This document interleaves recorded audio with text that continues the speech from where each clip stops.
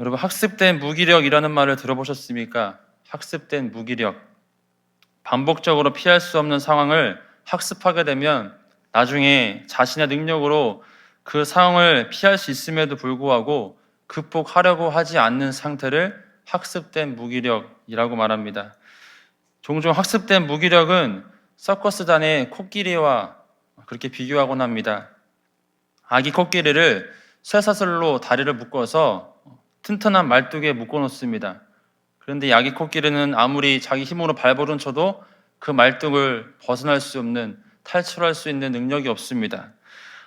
이 아기 코끼리가 어른 코끼리가 되어서도 자기 힘으로 충분히 도망칠 수 있는 상황임에도 불구하고 어린 시절 학습된 무기력 때문에 저항하거나 도망치지 않고 그 자리에 있는 상태, 그것을 바로 학습된 무기력이라고 말합니다.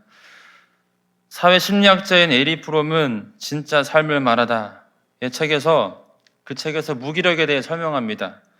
그는 무기력에 빠지면 부당한 압력에 자신을 지키지 못하며 모든 것을 수용하게 되고 급기야는 이런 상황을 인지하지 못하는 지경까지 이르게 된다 라고 말하면서 이렇게 말했습니다.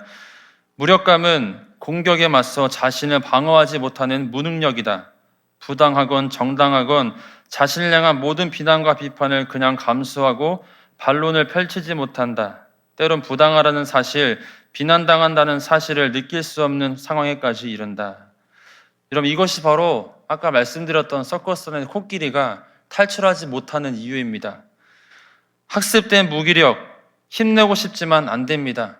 바뀌어야 한다고 말하지만 바뀌지 못합니다. 왜 그렇겠습니까?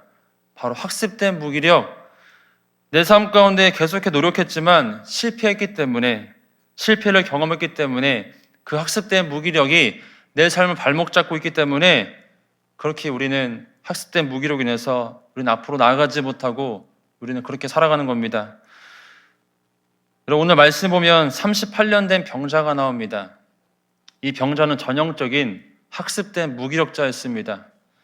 그는 자신의 병을 고치기 위해서 온갖 노력을 해왔을 겁니다.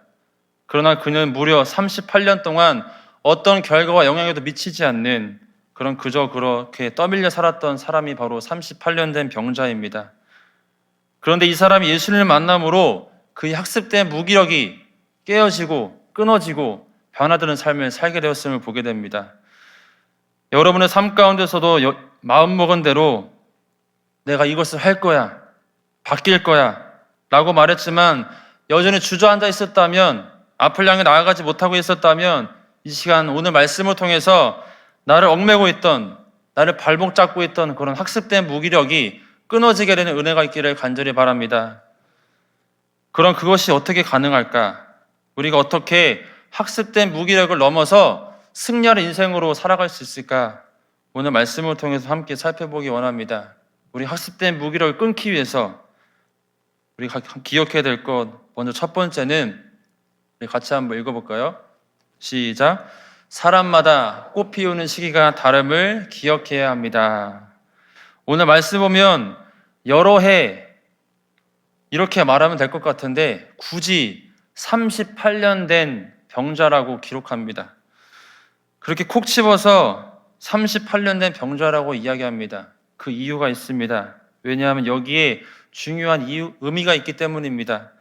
38년 되었다는 것은 그가 지나온 세월 동안 모든 수단과 방법을 가리지 않고 자신의 병을 고치기 위해서 수단과 방법을 가리지 않고 애썼다는 것입니다. 그런데 이제는 모든 것이 다 소용없고 이제는 아무런 희망도 없는 상태, 마치 벼랑 끝에 서 있는, 이제 죽음에 가까이 다가와 있는 그런 인생의 마지막에 다다른 그런 사람이었다는 것입니다. 그런데 놀라운 게 무엇입니까? 여태까지 수고롭게 살고 바뀔 거야, 병 나을 수 있어, 온갖 희망을 갖고 살아왔지만 이 사람 바뀐 게 하나 없습니다. 그런데 이 사람이 꽃 피우는 시기, 이 사람에게 변화가 임한 시기가 언제입니까? 바로 죽기 직전과 같은 바로 이때, 마지막 시점과 같은 바로 38년 된 그 시점에 예수를 만나게 되므로 그가 고침받게 되고 그런 그의 삶이 변화가 되는 것을 우리가 보게 됩니다. 여러분, 우리가 왜 자꾸 무기력에 빠지고 나는 안 돼, 나는 늦었어, 난 할 수 없어. 나는 끝났다. 우리가 왜 그렇게 말하겠습니까? 꽃 피우는 시기가 다르면 우리가 잊어버리기 때문입니다. 사람마다 다 지으심이 다르고 꽃이 피우는 시기가 다른 것처럼 여러분, 우리의 삶도 우리 인생도 다 꽃 피우는 시기가 다르다는 것을 우리가 기억해야 합니다. 여러분, 말씀에 등장하는 38년 된 병자, 이 병자의 꽃 피우는 시기가 언제였다고 말씀드렸습니까? 바로 인생의 마지막, 인생의 죽음과 같은 그런 인생의 마지막 같은 그런 시점에 전혀 예상하지 못한 그때에 하나님께서 그의 인생을 꽃 피우게 하셨다는 것입니다. 여러분, 우리의 삶도 마찬가지입니다. 내가 다른 사람들보다 조금 뒤처진 것 같습니다. 내가 다른 사람보다 조금 못하는 것 같습니다. 이제 더 이상 희망이 없는 것처럼 보입니다. 하지만 우리는 그렇게 우리 인생을 평가하고 판단을 내려서는 안 될 것입니다. 나도 반드시 하나님께서 내 인생을 꽃 피우게 하실 것이다. 이런 그것을 믿는 은혜가 우리에게 있어야 할 줄 믿습니다. 그럴 때 우리는 학습된 무기력, 그런 깊은 침체에서 우리는 벗어날 수 있고 극복할 수 있습니다. 여러분, 혹시 이분을 아십니까? 저 사진 속의 주인공입니다. 전북 완주군에 사시는 차사순 할머니입니다. 전국적으로 아주 유명한 할머니예요. 왜 유명하냐? 이 할머니가 유명한 이유는 운전면허 시험을 봤는데 959번 떨어졌습니다. 여러분, 9번이 아닙니다. 무려 959번. 그리고 960번째 어떻게 됐을까요? 시험에 합격했을까요? 네, 960번째 드디어 합격했습니다. 69세에 무려 96번째 시험에 운전면허 시험에 붙었습니다. 그 시험 응시료만 계산해 보니까 2,880만 원이라고 합니다. 정말 엄청나죠? 이 할머니의 엄청난 끈기로 인해서 헤드라인을 장식하며 화제가 됐습니다. TV 방송에 출연하는가 하면 뉴욕 타임즈에도 실렸습니다. 네. 해외 언론에서도 소개되면서 또 경찰청에서 강의하기도 했습니다. 또 한 회사에서는 이런 차사순 할머니의 도전 정신에 감동해서 광고를 찍었습니다. 그리고 할머니는 이 광고를 찍으면서 한 자동차 회사로부터 자동차 선물을 받았습니다. 여러분, 왜 그렇게 했습니까? 인정해 준 건 아니겠습니까? 인생의 마지막에 꽃 피우는 당신의 인생이 참 아름답습니다. 그 표현 아니겠습니까? 여러분, 우리도 마찬가지입니다. 내가 나를 볼 때 다른 사람들보다 조금 뒤처진 것 같기도 하고, 나 자신이 초라해 보이기도 하고, 내 신앙의 열정이 사그라들고 학습된 무기력이 나를 발목 잡을 때 여러분, 절대 잊지 말아야 할 것, 내 인생에 꽃 피우는 시기가 반드시 온다. 주님께서 지으신 사람들마다 꽃 피우는 시기가 다르다는 것을 우리는 꼭 기억해야 할 줄 믿습니다. 여러분, 그래서 우리에게 필요한 것은, 우리가 꼭 기억해야 하는 것은 이겁니다. 한번 저를 따라해 보실까요? 나에게 기회를 주자. 다시 한번, 나에게 기회를 주자. 여러분, 나에게 한 번 더 기회 주는 게 중요합니다. 6절 말씀 이렇게 말씀하십니다. 6절 말씀을 함께 읽겠습니다. 시작. 예수께서 그 누운 것을 보시고 벌써 오래된 줄 아시고 이르시되 내가 낫고자 하느냐. 아멘. 예수님께서 무엇이라 말씀합니까?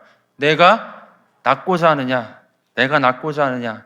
이 말씀을 하신 것은 이 병자에게 예수님께서 다시 한번 기회를 주신 겁니다. 다시 도전해 보라고, 할 수 있다고, 다시 살아갈 수 있다고 기회를 주신 예수님입니다. 여러분, 우리 삶도 마찬가지입니다.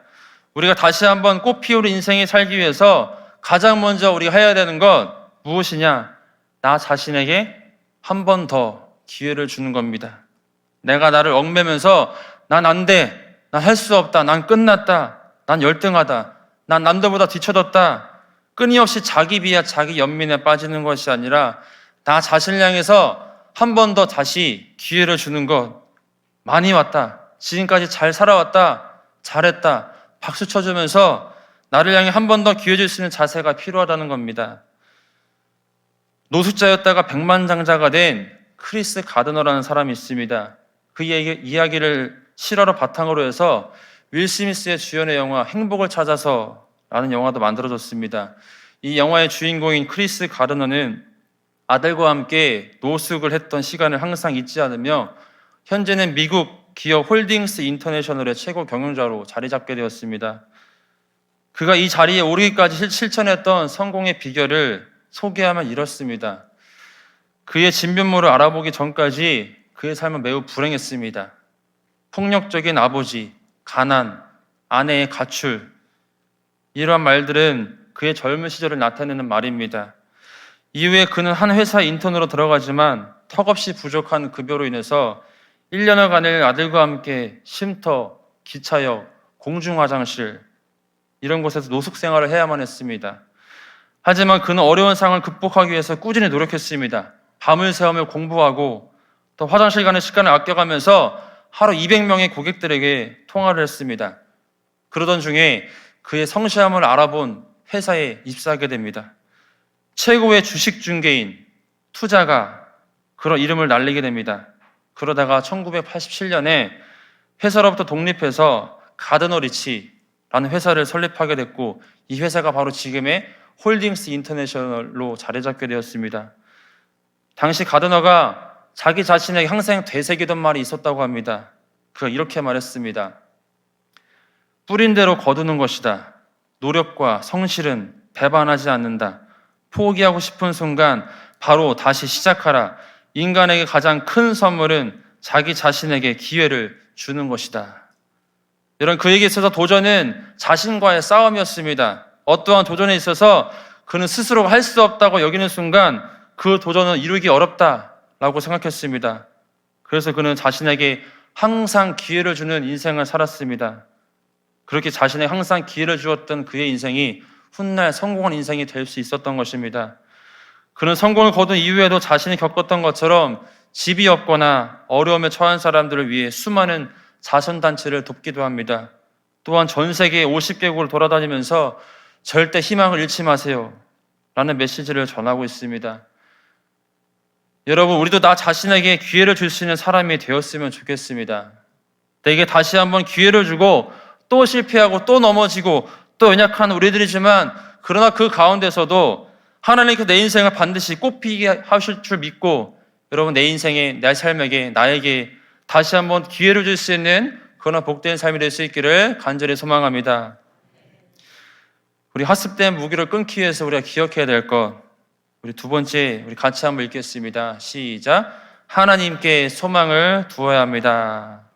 우리 2절 말씀에 의하면 오늘 사건은 예루살렘 양문 곁 베데스다라는 곳에서 일어난 일입니다. 예수님 당시 예루살렘 성은 사방이 성문이 여러 있었습니다. 그 중에 양문이라 불리는 성문이 있었는데 이 문은 성전의 속죄제물로 드릴 양들이 드나드는 문이 바로 양문이었습니다. 바로 그곳 양문 곁에 베데스다라는 연못이 있었는데 이 베데스다는 자비의 집, 은혜의 집이라는 뜻입니다. 그 연못가에 많은 병자들이 모였습니다. 맹인, 다리 저는 사람들, 혈기 많은 사람, 그런 많은 병자들이 모여 있습니다. 한마디로 이들은 난치병, 불치병 환자들입니다. 그런데 이 베데스다 연못에 특별한 전설이 내려옵니다. 여러분 성경에 오늘 보시면 3절, 4절에 괄호가 되는 부분이 있습니다. 괄호가 쳐져 있습니다. 이 성경의 괄호 부분은 성경 원어에는 없는 구절입니다. 이 괄호 안의 말들을 추가하지 않으면 본문의 의미가 잘 전달되지 않을까 봐서 후대의 교보들이 삽입해 놓은 겁니다. 그러니까 이 말은 사실이 아니라 내려져 오는 전설이라는 것입니다. 그런데 잘못 전해진 전설을 믿고 은혜의 집, 이 베데스다 연못가에 많은 병자들이 모여 있는 겁니다. 그 연못가에 모인 병자들은 인간의 방법으로는 의술로는 전혀 가망이 없는 자들입니다. 그들에게는 아마도 이 베데스다 연못은 마지막 한 가닥 희망이었을 것입니다. 그들은 이처럼 헛된 소망에 기대를 걸고 있습니다. 오늘 말씀의 주인공인 38년의 병자도 마찬가지입니다. 여러분 이 사람의 가장 큰 문제가 무엇이었을까요? 이 사람이 38년 동안 어떤 병이 있었고 얼마나 힘들었는지 이런 그것이 이 사람의 문제가 아닙니다. 이 사람의 가장 큰 문제는 바로 내적인 문제, 영적인 병, 그것이 가장 큰 문제입니다. 베데스다 샘물, 여러분 이 사람은 자기 힘으로 일어날 수 없습니다. 자기 힘으로 이 연못에 뛰어들 수도 없습니다. 그런데 그것이 자기를 바꿀 것이라는 막연한 기대감으로 베데스다 연못까지 나온 것입니다. 여러분 그런데 그것이 고쳤습니까? 이 사람을 회복시켰습니까? 아무것도 이 사람을 변화시키지 못하고 고치지 못했습니다. 이 사람의 가장 큰 문제가 무엇입니까? 바로 진짜 베데스다, 자신을 바꿀 수 있고 자신을 변화시킬 수 있고 자신을 고칠 수 있는, 일으킬 수 있는 예수님 바로 내 옆에 있는 것, 그것을 알아보지 못하는 영적으로 눈머 있는 상태, 바로 영적으로 죽은 상태, 가장 문제는 바로 이 사람 내면에 있는 영적인 문제였다는 겁니다. 여러분 우리의 삶도 그렇습니다. 내가 무기력합니다. 내가 일어나야 합니다. 내가 바꿔야 돼. 내가 변화돼야 돼. 여러분 의지의 문제가 아닙니다. 가장 큰 문제가 무엇이냐? 지금도 나와 함께 하시고 지금 나를 포기하지 않은 주님이 내 곁에 계시다는 것을 깨닫지 못하고 살아가는 것이 우리 삶의 가장 큰 문제라는 겁니다. 여러분 절대 잊지 않았으면 좋겠습니다. 지금도 예수님께서 나와 함께하게 계시고 우리 곁에서 늘 일하고 계시는 줄 믿으시기 바랍니다. 우리의 모든 상황 형편을 아시고 회복시키시를 원하시는 주님께서 날마다 우리 함께 하신 줄 여러분 믿으시며 나아가시기 바랍니다. 베데스다 물 곁에 계셨던 그 예수님께서 똑같이 우리에게 물어보십니다. 내가 낫고자 하느냐? 내가 무엇하여 주기를 원하느냐? 내가 일어나기를 원하느냐? 그렇게 우리에게 물어보십니다. 여러분 그렇습니다. 세상에서 한 줄기 희망마저 사라졌을 때, 단 하나의 소망마저 사라졌을 때 바로 그때 하나님께서 우리를 찾아오십니다. 우리가 이 세상을 살아가다 보면 어느 누구도 붙잡을 수 없는 절박한 상황에 부딪힐 때가 있습니다. 여러분 그때 하늘을 바라보시기 바랍니다. 우리의 유일한 소망 되시는 주님께 소망을 두시기 바랍니다. 주님께서 우리를 찾아오십니다. 그런데 문제는 우리가 영적으로 깨닫지 못하고 주님이 나를 일으키실 것을 믿지 못하고 잊어버린 채 늘 우리의 현실만, 환경만 바라보고 산다는 것입니다. 이 38년 된 병자가 할 수 있는 게 무엇이었습니까? 아무것도 없습니다. 누구의 도움 없이는 도저히 움직일 수 없는, 할 수 있는 게 아무것도 없는 사람입니다.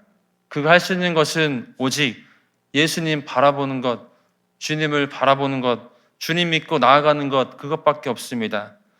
그 가운데 예수님께서 어떻게 하십니까? 38년 된 병자를 고쳐주십니다. 우리 오늘 말씀 8절, 9절 말씀을 함께 읽겠습니다. 시작. 예수께서 이르시되 일어나 내 자리를 들고 걸어가라 하시니 그 사람이 곧 나아서 자리를 들고 걸어가니라. 아멘. 여러분 우리가 살면서 내 인생 가운데 내가 바꾸려고 노력하려고 무언가 하려고 할 때 수많은 문제들이 있을 때 여러분 우리에게 이 고백이 있게 되기를 바랍니다. 아무것도 할 수 없지만, 아무것도 할 수 있는 거 없지만 주님의 손이 내 손보다 크심을 믿고 주님의 계획이 내 계획보다 크심을 믿으면서 주님 바라보겠습니다. 주님만을 의지하겠습니다. 여러분 이 고백이 우리 인생의 평생의 고백이 될 수 있기를 바랍니다. 여러분 세상에서 가장 비참한 사람이 누구인지 아십니까? 세상에서 가장 비참한 사람은 헛된 소망을 갖고 살아가는 사람입니다.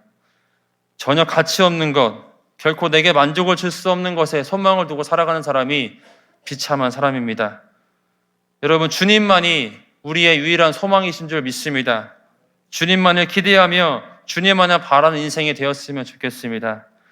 혹시 이 자리에 학습된 무기력 가운데 빠져있는 분 계십니까? 도저히 앞이 보이지 않는, 앞으로 나아갈 수 없는 영적인 무력감에 빠져 있습니까? 하나님 바랄 때, 하나님만 바라볼 때, 하나님께 소망을 둘 때 그런 모든 무기력과 영적인 침체와 모든 것들이 끊어지는 은혜가 있을 줄 믿습니다. 우리가 믿는 주님께서 오늘 동일하게 찾아오셔서 물으십니다. 내가 낫고자 하느냐? 내가 낫고자 하느냐? 우리가 말씀하시는 주님의 음성을 들을 수 있기를 바랍니다. 우리 인생의 참된 베데스다 되시는 주님을 여러분 믿으시며 나를 회복시키시 원하시는 주님의 뜻을 기억하시며 나와 함께 하시는 주님을 인해서 늘 승리하는 인생을 살아가시기 바랍니다. 하나님만이 나의 소망이심을 믿고 나아갈 수 있는, 그래서 우리의 모든 영적인 무기력을 끊고 신실하신 주님 바라보며 승리하는 인생을 살아갈 수 있는 우리 모두가 될 수 있기를 간절히 소망합니다.